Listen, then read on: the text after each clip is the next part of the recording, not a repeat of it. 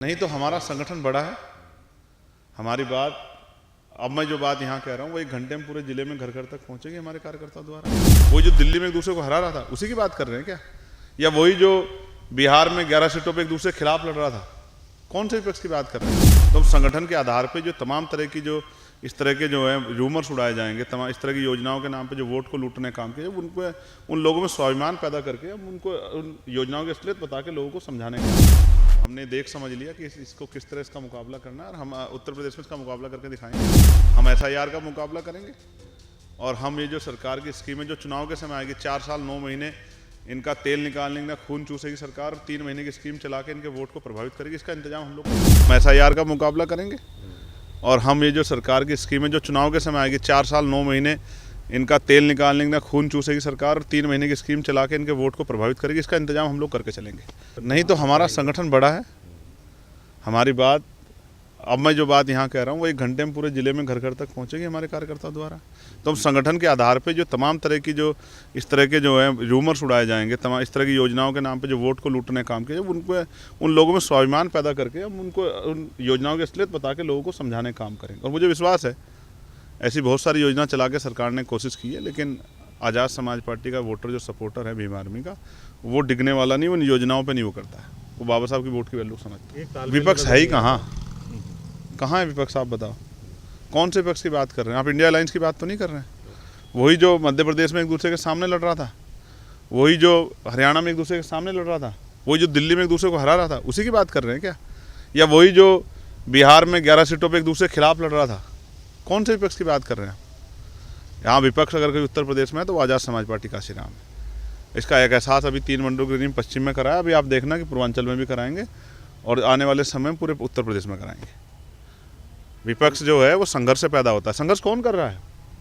किसके अंदर हिम्मत है तबलीगी जमात की आवाज़ उठाने की? देखिए, SIR की डेट 4 तारीख तक रखी है और जो साइट है वो बड़ी स्लो है, और अभी तक नगर के क्षेत्र हैं उनमें 40% भी डेटा उपलब्ध नहीं हो पाया है।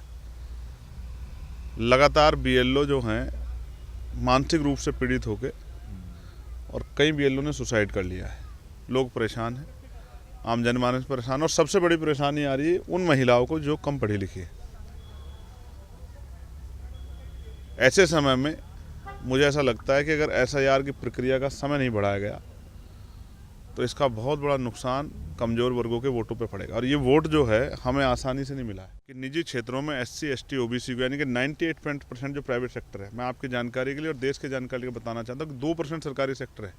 सरकारी नौकरियां देश में 2% है, 98% प्राइवेट सेक्टर है। उस प्राइवेट सेक्टर में SC ST OBC को कोई रिप्रेजेंटेशन, कोई उसका प्रतिनिधित्व सुनिश्चित नहीं है। तो हमने मांग की है कि SC ST OBC को प्राइवेट सेक्टर में, निजी क्षेत्रों में जो संगठित या असंगठित क्षेत्र हैं उनमें आरक्षण की व्यवस्था कराया जाए, जिससे कि उनकी आर्थिक सशक्तिकरण सुनिश्चित हो। आज उनकी हालत क्या है?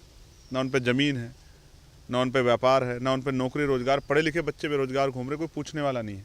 और ये सरकार तो स्पेशली नौजवानों के खिलाफ है। अग्निवीर और तमाम तरह की योजना लाके जिस तरह से उन्होंने नौजवानों को कुचलने का काम किया, इससे ये देश भूला नहीं है। इसलिए हमने निजी क्षेत्रों में, क्योंकि जो आज जो है पाल, प्रजापति, कश्यप, सैनी, मौर्य, शाक्य, बिंद, राजभर, केवट, मल्ला, जाट, गुजर, यादव, तमाम लोधी, विश्वकर्मा, सैन, प्रजापति, तमाम जो पिछड़े वर्ग के लोग हैं, शेड्यूल कास्ट की जो जातियाँ, उनके हालात ख़राब हैं। उनकी कोई सुनवाई करने वाला नहीं है। देश सबका है लेकिन देश में हिस्सेदारी उनकी नहीं है। जिस तरह से सरकारी नौकरी करके गरीबों के तरक्की के रास्ते को बाधित करने का काम सरकार कर रही है, ऐसे में हमने प्राइवेट मेंबर बिल में पार्लियामेंट में लाया था कि निजी क्षेत्रों में SC ST OBC को, यानी कि 98% जो प्राइवेट सेक्टर है, मैं आपकी जानकारी के लिए और देश की जानकारी के लिए बताना चाहता हूँ कि 2% सरकारी सेक्टर है। सरकारी नौकरियां देश में 2% है, 98% प्राइवेट सेक्टर है। उस प्राइवेट सेक्टर में SC ST OBC को कोई रिप्रेजेंटेशन, कोई उसका प्रतिनिधित्व सुनिश्चित नहीं है। तो हमने मांग की है कि SC ST OBC को प्राइवेट सेक्टर में, निजी क्षेत्रों में जो संगठित या असंगठित क्षेत्र हैं उनमें आरक्षण की व्यवस्था कराया जाए, जिससे कि उनकी आर्थिक सशक्तिकरण सुनिश्चित हो। आज उनकी हालत क्या है? ना उन पर ज़मीन है, ना उन पर व्यापार है, ना उन पर नौकरी रोजगार। पढ़े लिखे बच्चे बेरोजगार घूम रहे, कोई पूछने वाला नहीं है। और ये सरकार तो स्पेशली नौजवानों के खिलाफ है। अग्निवीर और तमाम तरह की योजना लाके जिस तरह से उन्होंने नौजवानों को कुचलने का काम किया, इससे ये देश